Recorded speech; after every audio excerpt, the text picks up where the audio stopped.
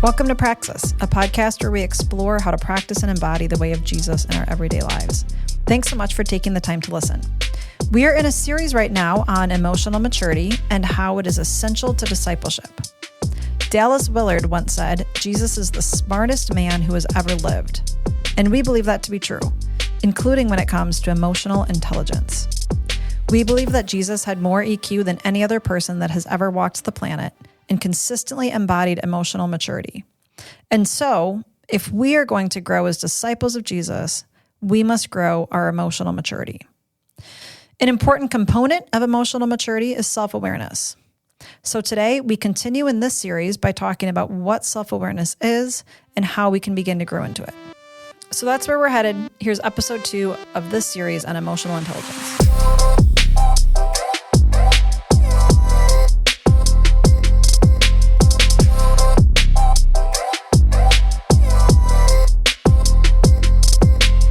Welcome, everyone. My name is Mac. I'm Katie. And I'm Josiah. Well, let's start by addressing the elephant in the podcast. You're not Cameron. You're Josiah. When we first started this podcast, we thought it'd be fun to bring in a lot of different voices, especially when, depending on what the topic would be. And so, for those of our listeners who are part of our community, they definitely know who you are, Josiah. You're a worship leader, so they see you up front a lot. But we do have a lot of listeners outside of our community. And so take a moment and introduce yourself. Yeah, well, I'm Josiah. I've lived here for the last, we moved here about 7 years ago, me and my family. I'm on staff as our worship leader, but I also do men's ministry, some assimilation stuff with new people, and coordinating a lot of volunteers, is kind of wearing a lot of different hats and helping plan and coordinate the weekend service. Trying to think a little more about me. Recently went back to school. I'm in college right now doing that on the side, which has been a new adventure. What are you studying? I'm starting, my undergrad is in psychology.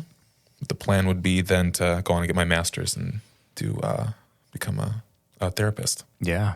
So that is the current trajectory, and it's been mostly fun to go back to school, but there's times when it gets a little interesting with the amount of time it takes to do life and raise 4 kids and go to school full time. So, for sure, and that I just think you're going to be great as a therapist when that time comes. And again, part of the reason why we want to bring different people into this podcast, depending on the topic, is because we want to take advantage of their areas of passion and their expertise. And I think you just bring a lot of passion to this topic of emotional maturity and all things EQ.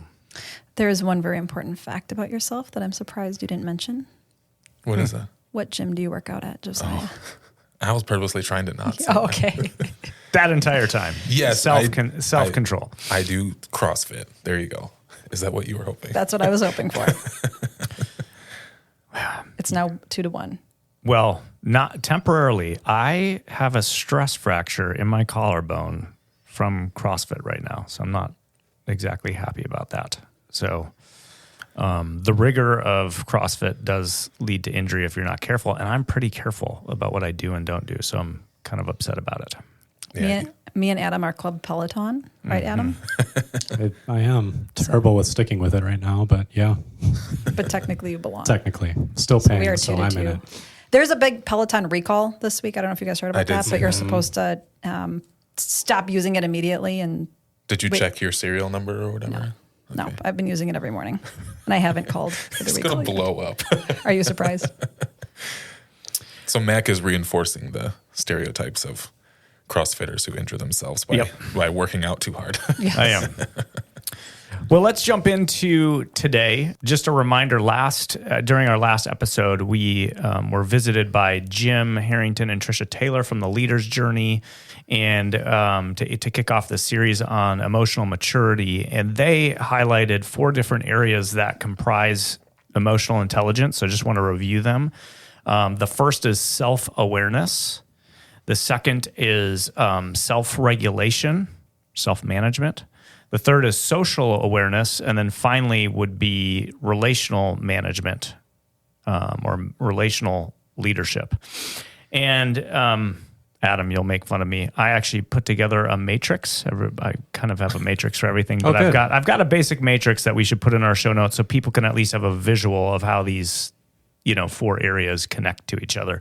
So remind me, I'll send that to you. Sounds good. But today we're gonna take this episode and then the ones that follow to zoom in on each of these 4 areas. So today we want to talk about self-awareness, and let's just start out by kind of talking about what it is. What is self-awareness? When you hear the phrase self-awareness, what comes to mind for you guys? So what comes to mind for me, have you guys ever been in a conversation with someone and like things get kind of heated and you say something like, wow, you're really angry right now. And they respond with, I'm not angry.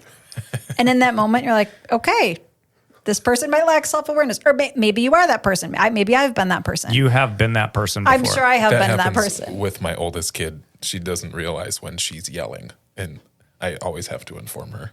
Like, you're not just talking loud, you are angrily screaming. And I don't think you understand that you are. And her eyes are this big and like, ah. So that is an example of a growth opportunity for self-awareness. Yeah. And it might sound simple, when we sit here and kind of chat about it, but I think it can be really difficult. So are you saying we often notice what self-awareness is when someone lacks it? I think so. I think it's obvious when someone lacks it. Yeah. I was once, when I first started being a pastor, one of the growth curves for me was to learn how to manage all the different conversations on a Sunday morning. And because you often feel like you get stuck in these conversations with people who maybe don't have self-awareness. And I had a mentor say, well, one thing you can do is just kind of take a step back. And like that physical proximity will be a cue that like, hey, you have somewhere else to be, or maybe this conversation is. So I kid you not. I was like, well, I'll try that. And so we started on one side of the foyer, and this person was talking and talking and talking, and I felt stuck. So I took a step back. And then they took a step forward. So I took a step back. And we ended up on the other side of the foyer. While the person talked the entire time. A little social experiment. Yes, to see how yes. far people would follow you. Totally. So if we, there's moments where we go, oh, this person doesn't seem to have social awareness. Positively, what would you say it is? I would say, to put it simply, it's just knowing what's going on below the surface in your own life. And I think that's evident.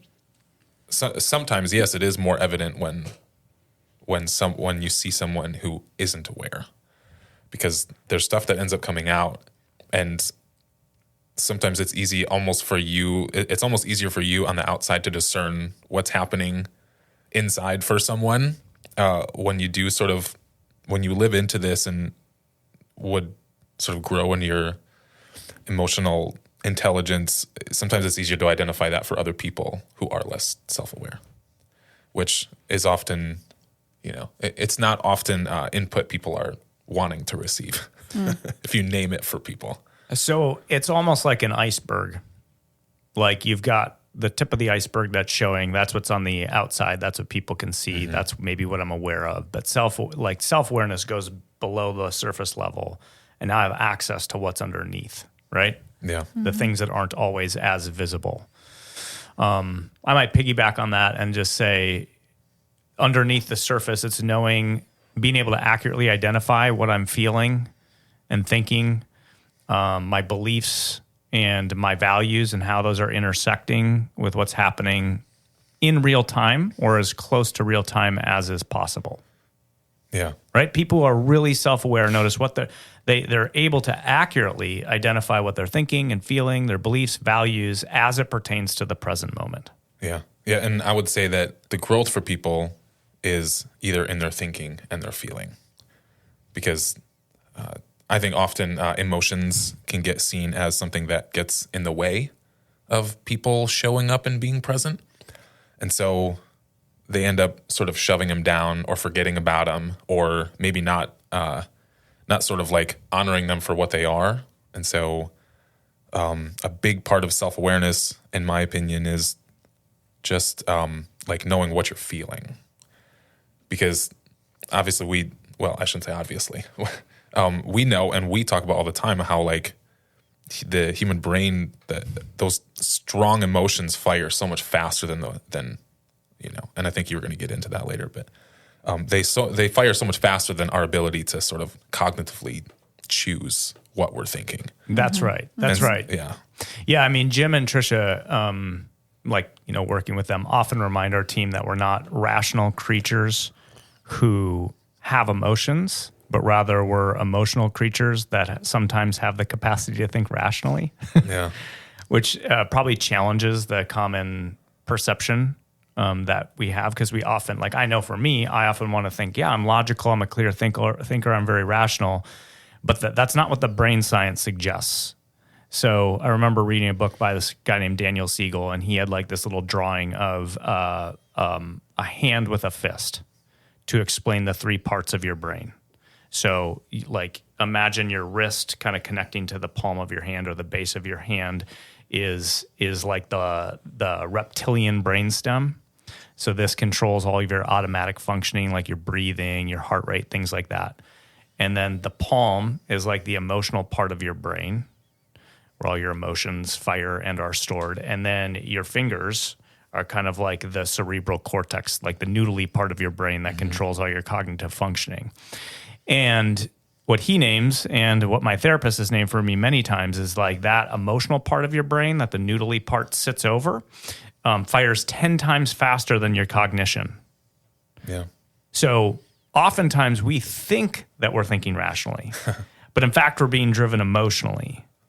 And if we're not practicing or doing the work to understand those emotions, that drives us way more than we actually realize, and can really compromise a lot of things.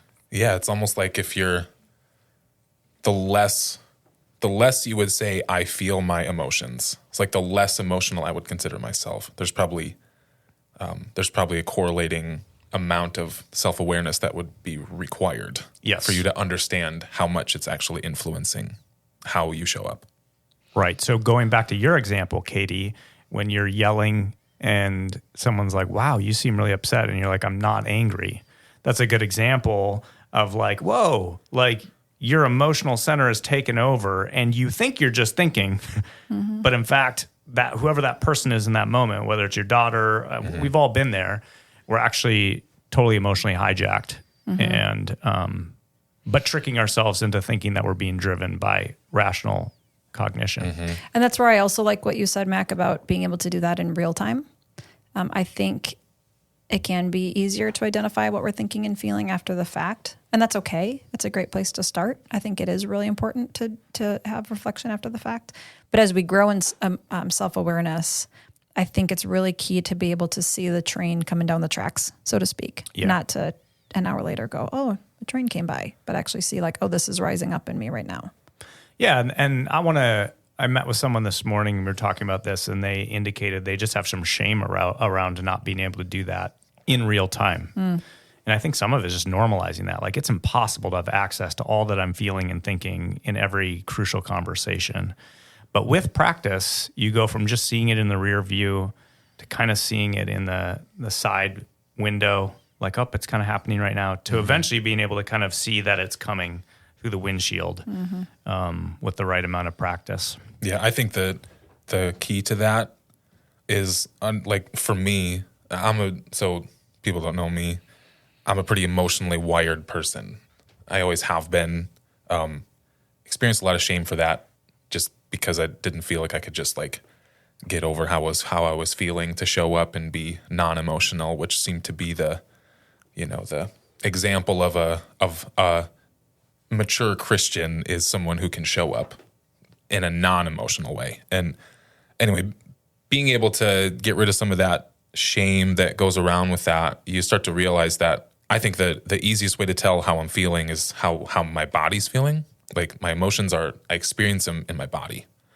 And being able to identify that, I'm a lot quicker at being able to identify it real time, because I don't just have to like think, oh, I wonder what I'm feeling right now. It's just learning to recognize the signs. Oh, my heart rate's elevated. I'm I started sweating. Clearly, like I'm feeling activated right now. And so I am sweating profusely. Yes. Yeah. Or like, did it just get really hot in here? Like what's going on? So yeah, I think there's a lot of wisdom and self-awareness skills to be learned just from recognizing the signs that happen physiologically. With that in mind, we have identified that if there's going to be a definition of our working definition of self-awareness, it's the ability to accurately identify what I'm thinking and feeling in real time.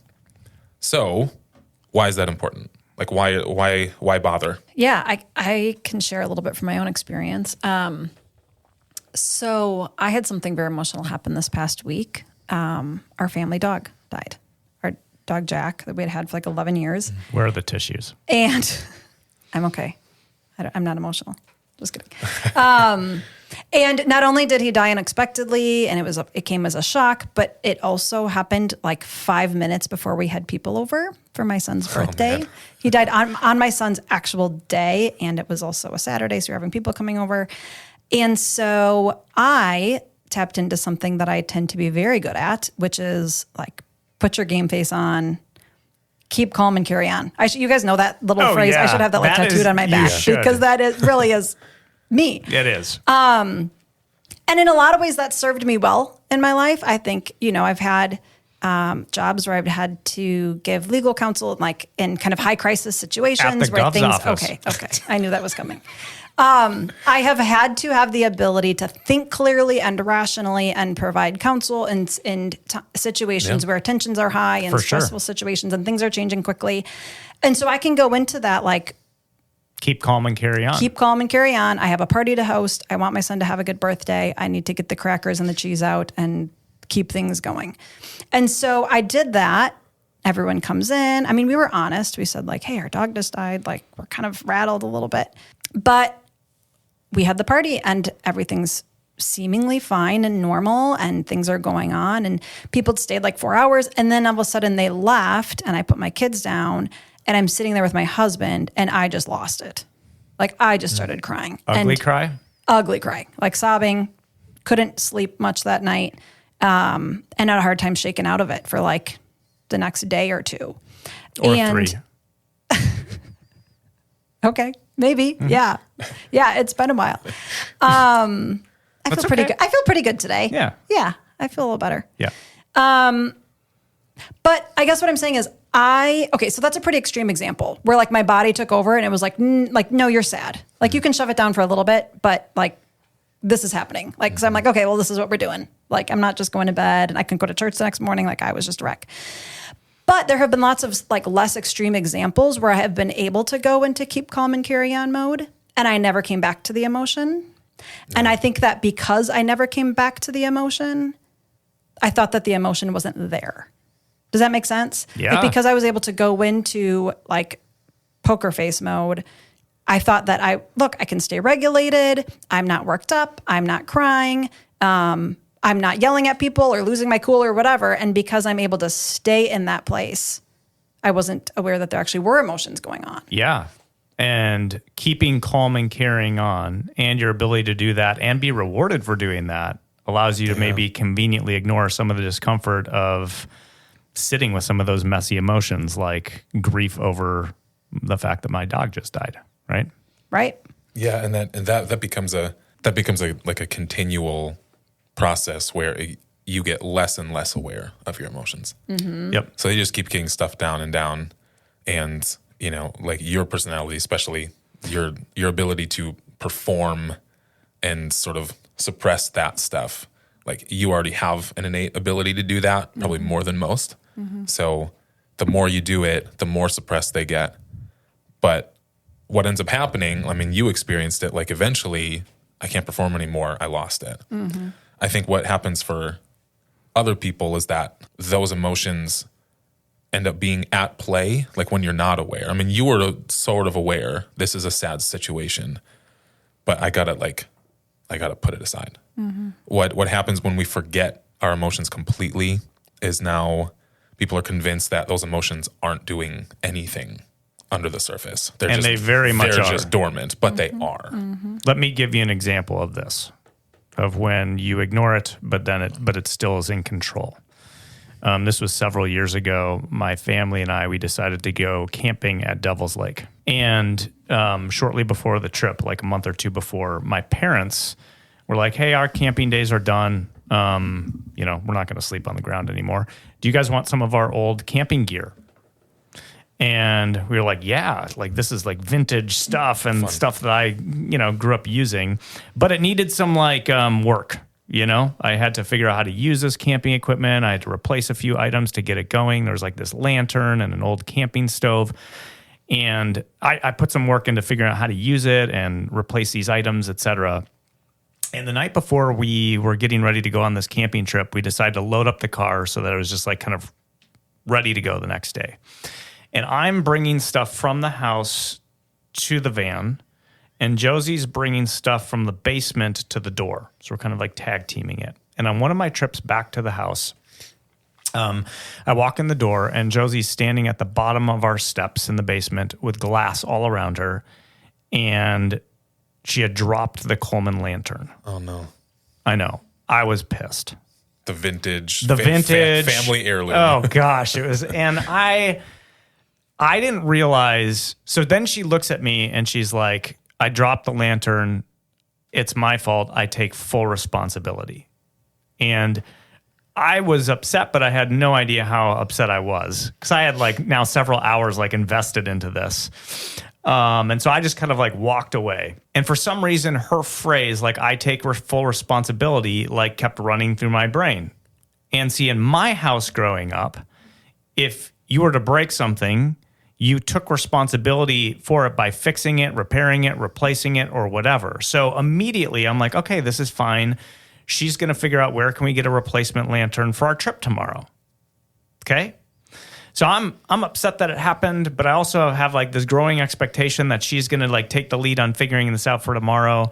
And she comes upstairs, and I'll save you all the juicy details because we had some intense fellowship. But in her family growing up, if you drop something like glass all around you, the first question would be, are you okay? Followed by a, don't worry about it, it's fine. Yeah. So we're not on the same page at all. And I have no clue, at that point, how much I have invested in the lantern itself, you know what I mean? Or let alone how angry I am. And so all of that is leaking out sideways in this conversation. And thankfully, we had enough communication for her to be able to narrate, here's how this would have been handled in my family growing up. Oh, I see how that would have been handled in your family growing up. So we're at different places. Oh, I see how you have a lot invested in this. All that played out. Turns out Sherpers, which is a camping store right in town, opens pretty early in the morning. And so it ended up being no big deal. We just went there and got a replacement, whatever.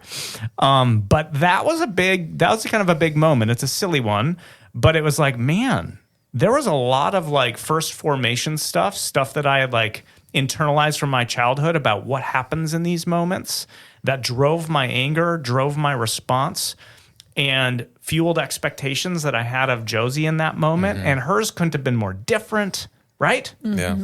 And all of that kind of bubbled to the surface and leaked out. Yeah. Yeah, I am someone who struggles with resentment. So my anger just builds over time. And I can, if I'm not honest with it more in the moments, in our home life, I can feel very underappreciated and often put more burden on myself to be the one to sort of sacrifice for the family, especially when it comes to maybe personal lives and schedules of when I want to get out with friends or when she's going to want to get out with friends or who's staying home with the kid, who's sick. I often will be the one to assume it's me. And then over time, if I'm not aware of it, it'll build up as resentment. And pretty soon I'm super crabby and I don't know why.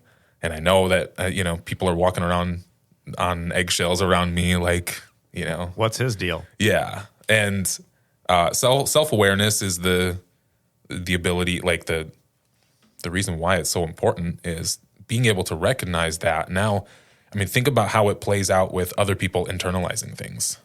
Other people in the home. My kids maybe think that, oh, did I do something to make dad mad? with nothing to do with my kids whatsoever. For sure. But they're the ones experiencing my resentment and my frustration and anger. What happens if we have a really stressful day here at work and then you go home and you're irritable with your kids and then your kids internalize that they did something wrong and you're not even aware that you're carrying your irritation from work home with you, right? Yeah, I would also add that self-awareness is about ownership. Like, I think when something happens, someone does something to make us angry or an event happens, it can be really easy, at least for me, to focus on that person or that event, like the thing that triggered me. Like, I can't you made me upset. You made me upset. I can't believe you did that. And I see self-awareness as looking inside of myself to go, what am I feeling, right? There's only one thing I can control, and that's me, and that's what's going on inside of me. So I think self-awareness is about just being present to that and becoming aware and kind of focusing your attention inward is what I would say, as opposed to focusing solely on what happened to you. Yeah, it's about taking responsibility for yourself. Yeah. Yeah, no matter what the situation is, I have to accept responsibility of what's underneath the surface. And part of maybe what some of our listeners may be struggling with would just be that they don't necessarily believe that there is so much going on under the surface, or maybe they appreciate their lives being really simple and don't want to go there. But the encouragement would be this stuff's happening below the surface, whether you realize it or not. Yes. And it's your job, especially as a follower of Jesus, to say, how is that stuff below the surface affecting the lives around me, especially those in your home and people who are close to you? And if you don't do that work, what I hear us saying is it's going to affect you some way. Yes. It just won't be. And others. Yeah, and others. As Max said, it just tends to come out sideways. Yeah. All right, so we all agree that this work is really important. And then if we don't become aware, if we don't intentionally become aware of what we're thinking and feeling in real time, it will, come out and have negative consequences in ways that we wouldn't intend. But everyone might not feel that way. I think that lots of different, people or people groups or communities might resist this work. Dare I say, sometimes especially in church communities. You just dared. I did it. I said it. So what are some reasons that people might resist this work? I have a couple in mind, but what would you guys say? I would probably say that, well, Mac, this is your coined phrase, but it brings up the subject is like narcissistic navel gazing. Not that you're the first one to say that, but it can seem a little narcissistic on the outside, apart from the process of discipleship and following Jesus, that self-awareness can look on the outside like I make everything about me. Everything that happens is about what happens in my internal world, and I'll just focus on myself and not worry about others. And that obviously can look like that's at odds with what it looks like to follow Jesus. Right, because we've been told that following Jesus is about loving other people well. So if you're focusing on yourself and what's inside, that feels like a colossal waste of time at best, and at worst, counter to the kind of life that Jesus calls you to live. And I would suppose that maybe some people could engage self-awareness work in a totally self-centered way that is rather narcissistic and selfish. Yeah, for sure. But that's not what we're talking about here, all the examples we just shared would be, hey, if I'm better aware of what's going on in me, it allows me to better show up for the people around me. It's sort of like a mask on an airplane. If the cabin loses pressure, nobody would say it's selfish to put your mask on first, because if you pass out, you're not going to be able to help anyone else with their mask. I think also what's maybe missing in some of the resistance around, oh, that's just narcissistic or self-focused, is just the understanding that Scripture actually calls us to this work. Like Jesus, in Matthew 7, he says, hey, before you try to take a plank out of someone else's eye or a speck out of someone else's eye, remove the plank from your own eye. Like there's an invitation there to examine your own life, right? He's actually calling you, you need to attend to yourself first before you can love other people well. In Psalm 139, it says, search me, God, and know my heart. Test me and know my anxious thoughts. See if there be any offensive way in me and lead me in the way everlasting. You're inviting God to join you in that work. I was reading Psalm 26 every day last week, and it said, test me, Lord, and try me. Examine my heart and my mind. So I guess what I'm saying is maybe a pushback against, this is just narcissistic navel gazing, is actually Jesus and more broadly, scriptures, there's many anchor points to go, no, this is actually part of the work of our formation. Yeah.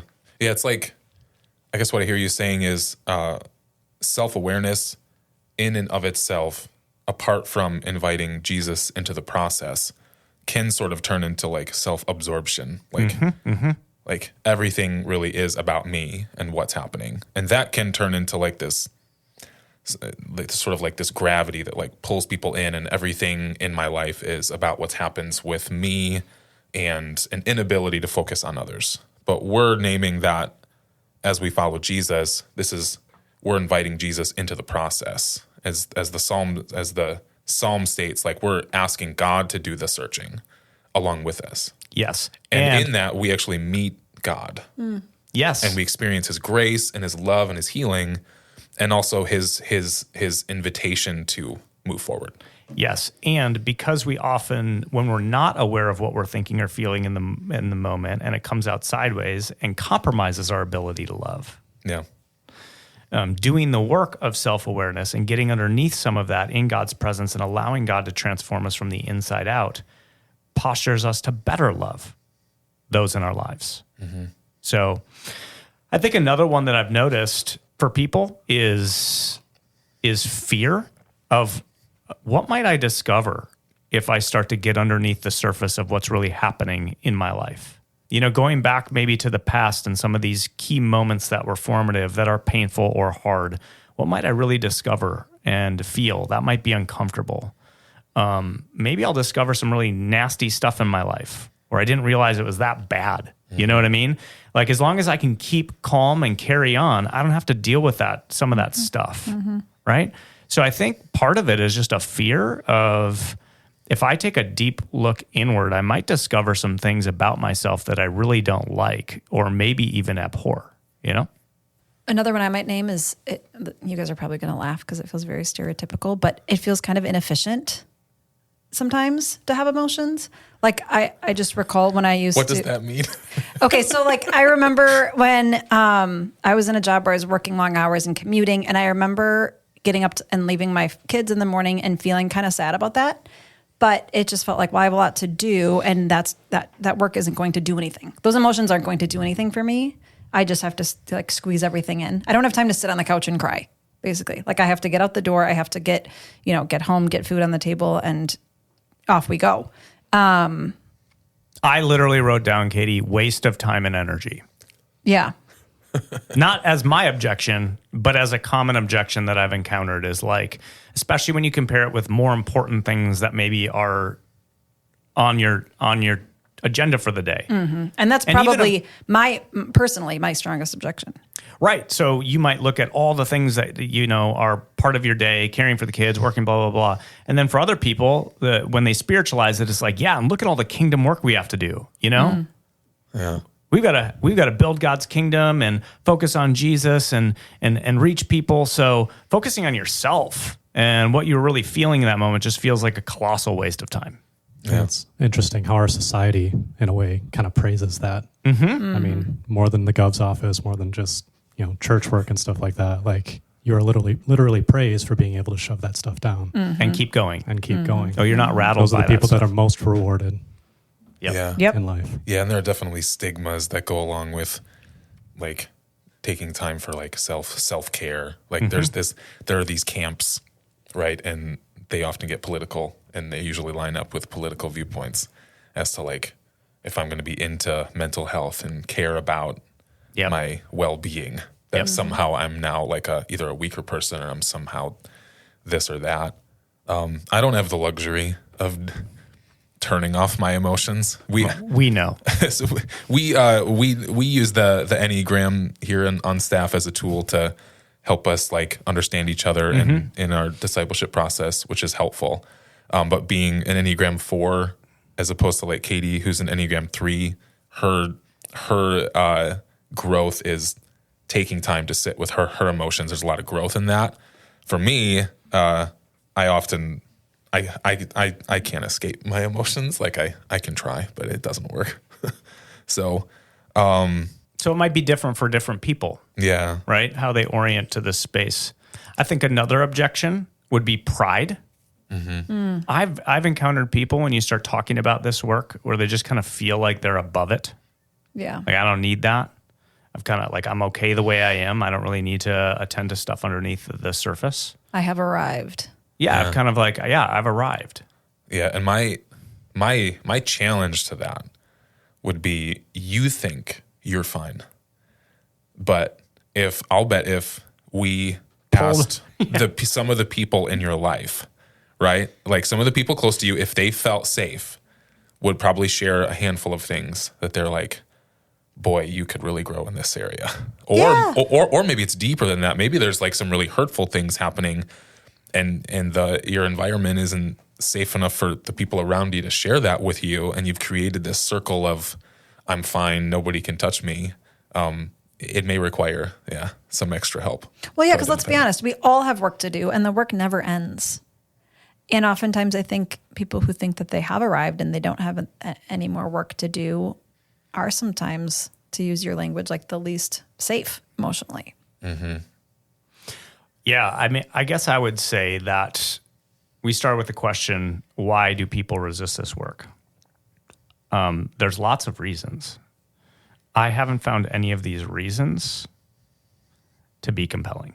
That's just me. I mean, with each one of these, I'm like, there's actually something underneath the surface driving this reason not to do it. Yeah. Like if it's fear, hey, what might I discover? It's like God already knows everything about you, including the darkest parts of your life, and is waiting for you in those places of darkness with his unconditional transformative love.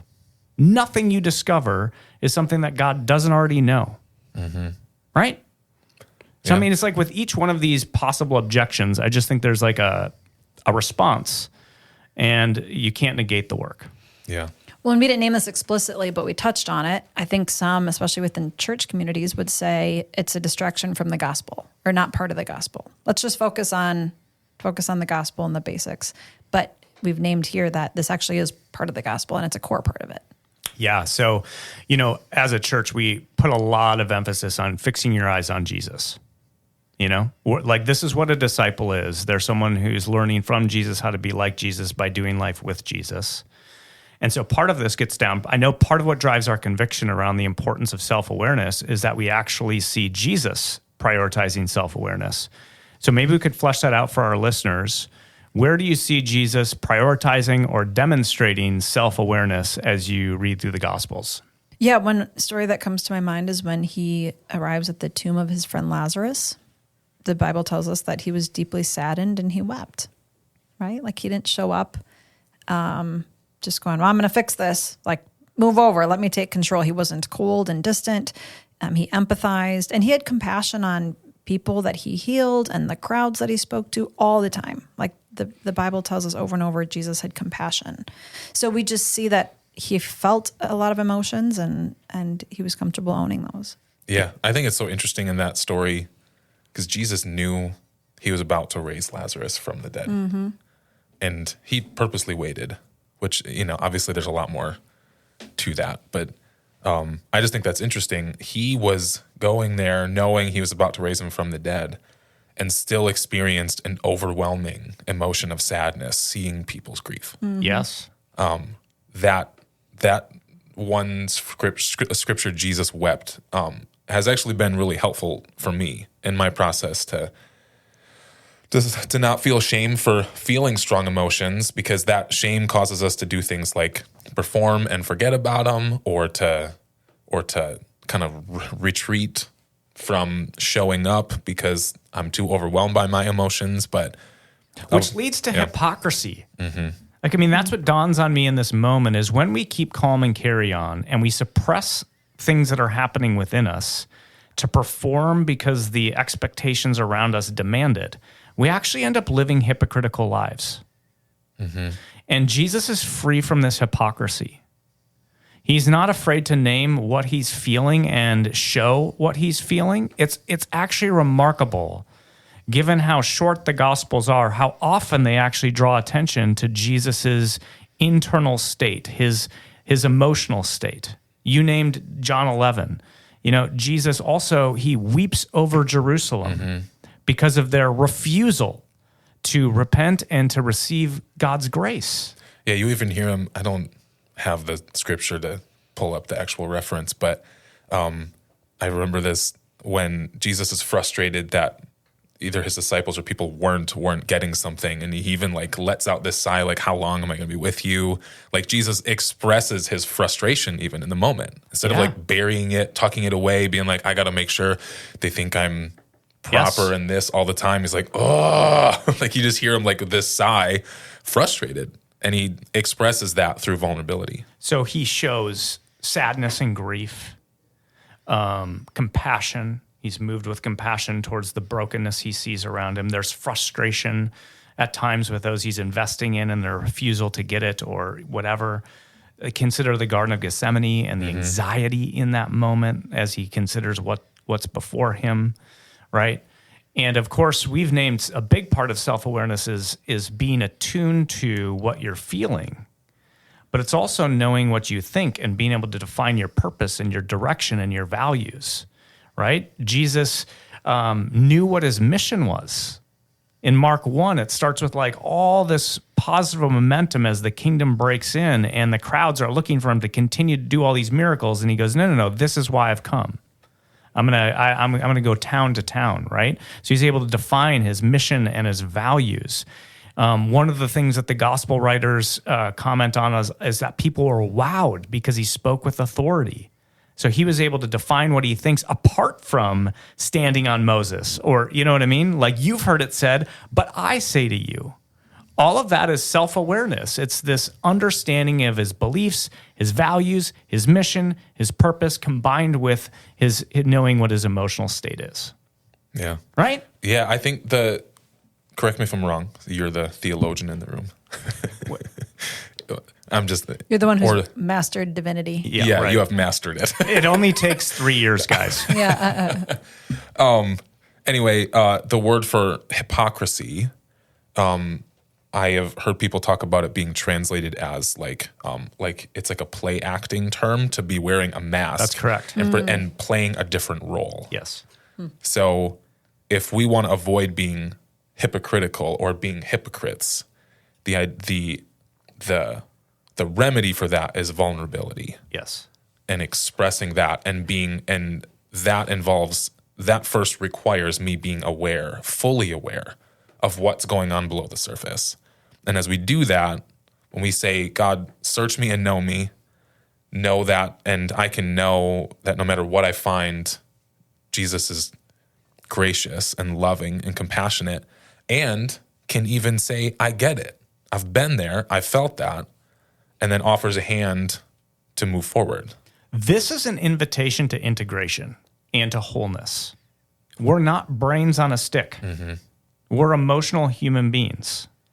And when you invite God to meet you in the epicenter of your emotional turmoil, God then transforms it, and it no longer controls you from a place of unawareness, right? But you're able to choose to partner with God in expressing from an integrated place, a whole place, love for God and love for others and yourself. Yeah, so another theme I hear you guys saying is authenticity. Like it takes vulnerability to go there, but then you're able to be a more authentic and whole and integrated person. Yes, and maybe the person who's walking around who just thinks they're rational and totally unaware of how their emotions are actually driving them, or even that they exist, I'm suggesting is not living as an integrated whole human being. Yeah. One more thing. I know we're probably reaching our time limit, but I don't know who said this. You might know who said this. Jesus came to show us who God was, but maybe he also came to show us how to be fully human, like how to live as human on earth. I think that's an important realization, that as we study the Gospels and the writings and the teachings of Jesus, that he is demonstrating who God is, right? We've seen him, we see the Father, but there's also the fact that he was fully human.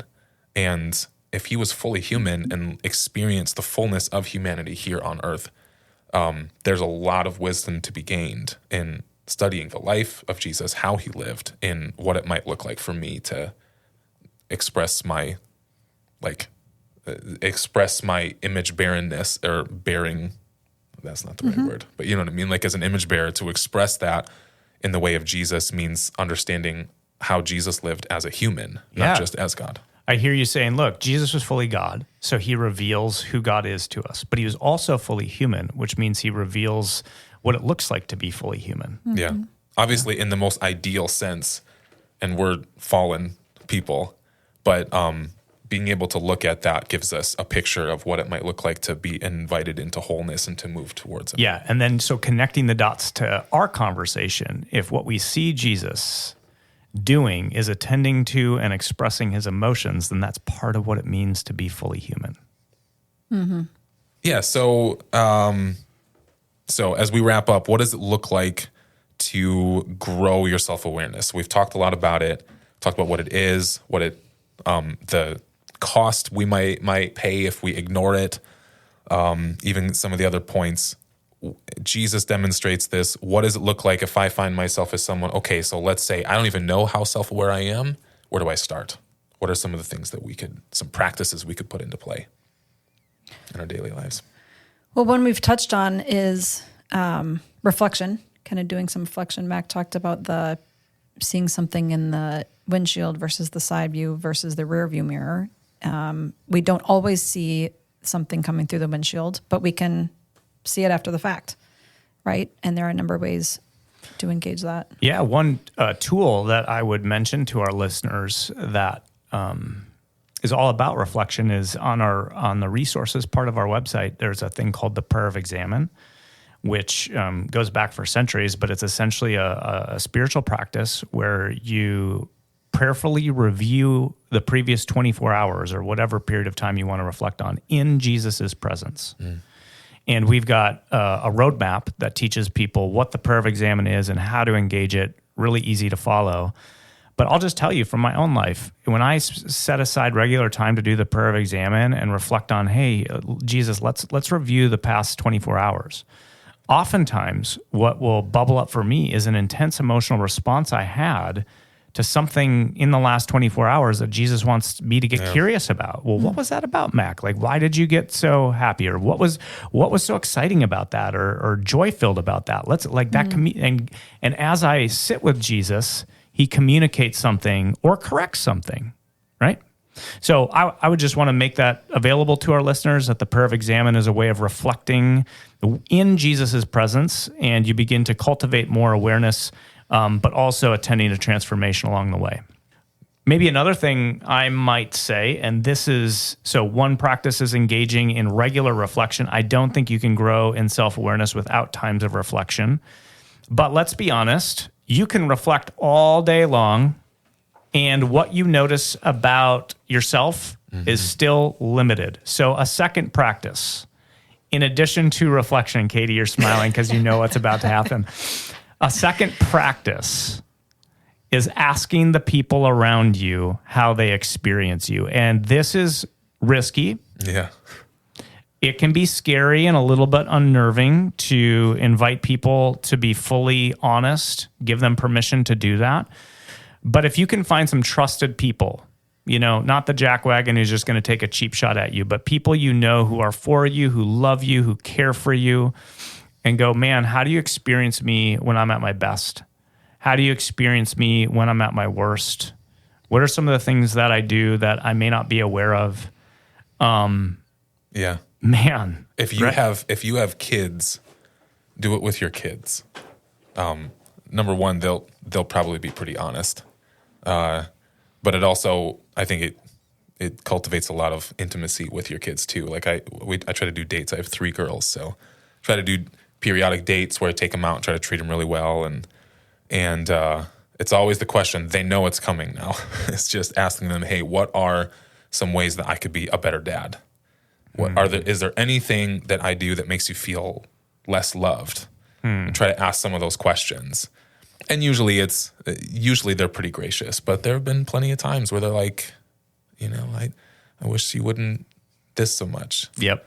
And it's humbling and it's hard to hear sometimes, but not only does it increase your own self-awareness, it's going to increase there's other benefits of just increasing the intimacy and the vulnerability between the people in your life. Yeah. Yeah, those are gifts. The reason I started laughing is because I got in a flashback to working here. Like maybe 6 months in, we decided as a staff to do some Enneagram work, right? And it started by each of us taking the quiz, the little It's an assessment. diagnostic But assessment. now that I know your number, I can see how you'd see it as a performative moment. Yeah. An exam. Yeah. A final exam. So we all take the assessment, the kind of diagnostic tool, and I had taken it before, so I was a 9, or so I thought. I came in to share my results very confidently and assuredly that I am an Enneagram 9. And many of you around the table, including Mac and Josiah, both of you, responded with something like, I've never experienced you like that. I think that's what you said, Mac. You could be a 9, but I have never experienced you like this. And that was just really interesting to me because I started having conversations with people at work. Again, I had only been on staff 6 months, but there was a lot of trust here with my parents, with my husband, with my kids, even though they're young. And I slowly began to realize how much about myself I really didn't see. I really didn't see. And it was that input from other people was critical. Like as I started to take that in and reflect on it, I started to connect dots in a way that made so much more sense to me. And I would have told you I was a pretty self-aware person. Yeah. I would have. But yeah. And, one thing that I do to Katie, because I know as a 3, sometimes they have, not everybody has starts at the same place of getting underneath the surface, right? Like Josiah, you named, I could live there all day long. Mm-hmm. For Katie, it's a little bit harder. So one of the things I do with Katie when I notice there's something under the surface that she may not be aware of is I just name it in a very exaggerated way, hopefully with some humor. So for instance, when Jack, their dog, died this week, I said, that he died of loneliness and neglect. Oh no. Because so terrible. It's so terrible, but it's just ridiculous to think that that's the case. It's absolutely ridiculous. It's like satire. Right, but it's tapping into something that's like deep under the surface, right? Yes, that I was actually thinking. That you were actually thinking. Yeah. Yeah. Yeah, and it's helpful. The other, while we're talking about it, I just thought of it. I know there is grumblings among certain evangelical circles right now about the Enneagram. Some people are It's the trying devil. to say it's demonic, and I have no desire to try to defend the Enneagram. All I will say is that anything that's going to help increase your self-awareness, point you towards Jesus for healing, and give you continued practices for growth and growing into health to become more like Jesus is worth doing. And the Enneagram has been super helpful for me, and I know for members of our staff as well, and many others. Yeah. Engaging it in a Christ-centered way would be a great start if you're not aware of your Enneagram type. And if you are, there are so many resources available to help you grow. That help you grow and engage in a Christ-centered way. Yes. Yeah, totally. And if you find things that aren't helpful, then don't use them. Yeah. Right? Yep. Another one I would name is the emotions wheel. Maybe we can put a link or an image in our show notes. But I took, Mac, you taught an emotional intelligence class at the church here a couple of years ago, 2.5 years ago, because it was while I had my son Hudson. Yeah, well, right afterwards, you were keeping calm and carrying on during the emotional intelligence course. Yeah, I had him like 2 days before the class. And Mac was like, "You're here?" I'm like, "Yeah, he's What are sleeping." you doing? What? It's fine. He's sleeping, whatever. But okay, I have a confession. I sort of hated the emotions wheel at first. That doesn't surprise me. Because there's so many words, and I just remember looking at it thinking like, I don't know, I'm fine. Like, where's fine on this wheel? I'm just fine. And I don't know. It's not like I use it a lot. I could Did probably. you say where's fine? Is that Yeah. what you said? Yeah, where's the word fine? Where's the That's word how I'm fine? doing emotionally. It's not on there. It needs to be added. But, I do think there's something to be said for just knowing that there's a wide range of emotions and for having words to those and being able to look at that and going, what what am I really feeling? And to be honest, I'm still not really able to do that very well. Like I look at that thing, I'm like, I have no idea. I may be on like this quadrant, but I really don't know where I am. Well, and there's simpler versions. So the emotions wheel that we'll put in the show notes, it has a lot of words. And part of that is just the design or the invitation to growth there is to expand your emotional vocabulary and your ability to accurately identify these things as you experience them. But there's simpler ones out there. Like if you Googled, types of emotions, it will give you 4 basic ones, right? Like mad, glad, sad, scared. Start there. Yeah. Like be able to identify when you're mad versus sad. Mm-hmm. And that's actually a big one because anger is a secondary emotion, right? Mm-hmm. And so oftentimes what will come out for me is anger, but what's underneath it is actually like fear or sadness, right? So even starting with a more basic range of options will gradually it will help you a ton to be able to accurately identify what you're feeling. And my kids have these in school now. Do you guys have that? Like in guidance class, they get these emotion charts and they really work with them on identifying what those different emotions are. You could use that. I Just could. Put it in, Maybe I put could it in show your up office. It's funny, those emotions wheels. I often struggle finding the right word, mostly because I don't feel like there's enough nuance to them. Funny. Oh my gosh. Ridiculous. So I'm like, I need more. I need more options. Adam, what are we going to do with these people? You know? I need more options. There aren't enough. That's really funny. All right. So we've had a great conversation. Hopefully you enjoyed it. To summarize, what we're looking at with this series is emotional intelligence. And Mac named that we're looking at in the context of kind of 4 different buckets. And today we started with the first bucket, and that's self-awareness. So we define self-awareness as an understanding of what we're thinking and feeling in real time, being able to see our emotions as they are bubbling up within us. So if you listen to this and you're interested in growing in self-awareness, there are a couple things you could do. We've mentioned those along the way here, but just to reiterate, you could print out the emotions wheel and put it somewhere where you could see it on a regular basis. Start to use it and just ask the question, which of these best defines what I'm feeling right now? I'd also encourage you to engage in some self-reflection. Use that prayer of examine. Or use the emotions wheel at the end of the day to look back and say, what are the emotions that I experienced throughout the course of the day and how did they show up? And third, ask someone how they experience you. Self-reflection is great, but as we said, there are limits to our own self-reflection, so it's really important to gather input from those who are close to you. Again, maybe not just anybody, but if this is new to you, I'd encourage you to start with someone that you trust. Well, thanks for joining us today. We hope you enjoyed our conversation. Next time, we plan to continue our series on emotional maturity by looking at self-leadership or self-regulation. It's one thing to become self-aware, but it's an entirely different thing to leverage that self-awareness to better regulate how one shows up and is present with those around them. And so those with emotional maturity are able to do just that. They're not only self-aware, but use that self-awareness to show up as their best selves. So we hope you'll tune in, and we'll see you next time. Praxis is recorded and produced at Crosspoint Community Church. You can find out more about the show and our church at crosspointwi.com.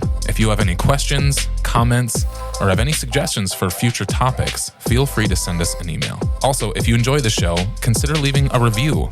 And if you haven't already, be sure to subscribe wherever you get your podcasts.